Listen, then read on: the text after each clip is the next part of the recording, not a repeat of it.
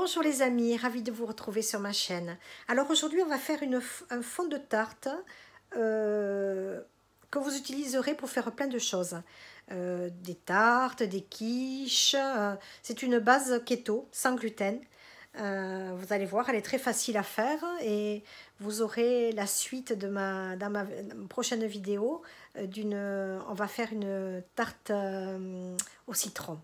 Voilà.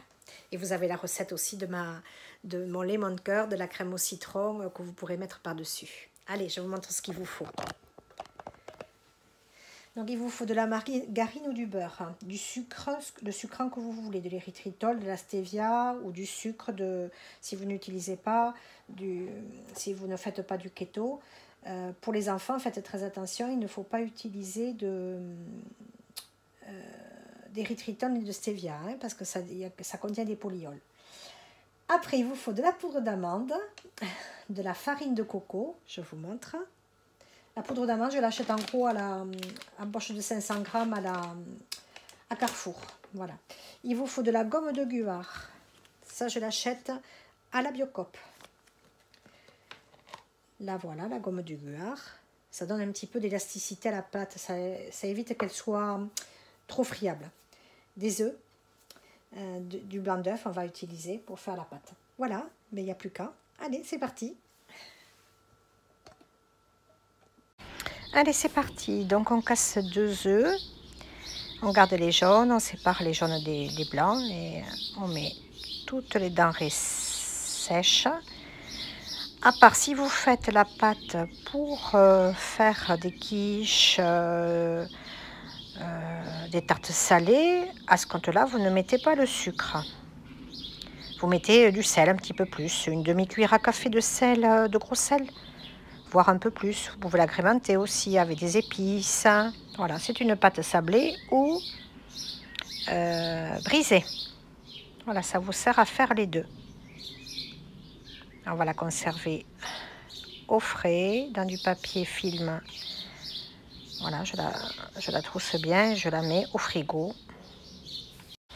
Donc là, je prépare avec le jaune d'œuf qui reste une petite omelette. Vous pouvez la saler ou la sucrer. Moi, j'y mets un petit peu de vanille.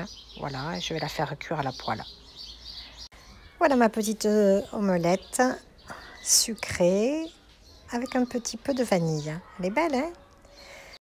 Donc là, je n'ai pas réétalé la pâte. Je ne vous ai pas montré comment on la met dans le four et tout, à quelle température. Vous n'avez plus qu'à regarder ma vidéo de la tarte au citron. Voilà, je donne toutes les indications. Voilà. Donc, il suffit de beurrer un petit peu le moule, d'étaler la pâte comme ça sur le papier sulfurisé et vous enfournez. Voilà, vous n'avez plus qu'à regarder toutes les instructions que j'avais faites lors de la dernière vidéo.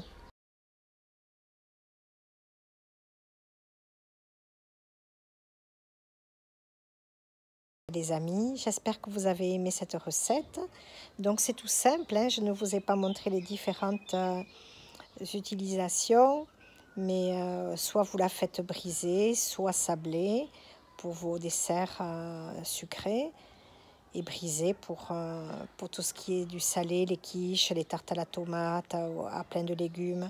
Voilà. Si vous faites les quiches donc et les préparations salées, vous mettez comme d'habitude votre pâte qui n'est pas cuite, vous piquez à la fourchette et vous faites votre préparation avec crème ou lait ou œuf et vous y mettez par-dessus vos légumes. Vous voyez, voilà, je vous laisse à votre imagination. Voilà, je vous embrasse, je vous dis à très vite les amis pour une prochaine vidéo. N'oubliez pas de vous abonner sur la chaîne, de cliquer sur la notification sur la cloche pour recevoir toutes mes vidéos.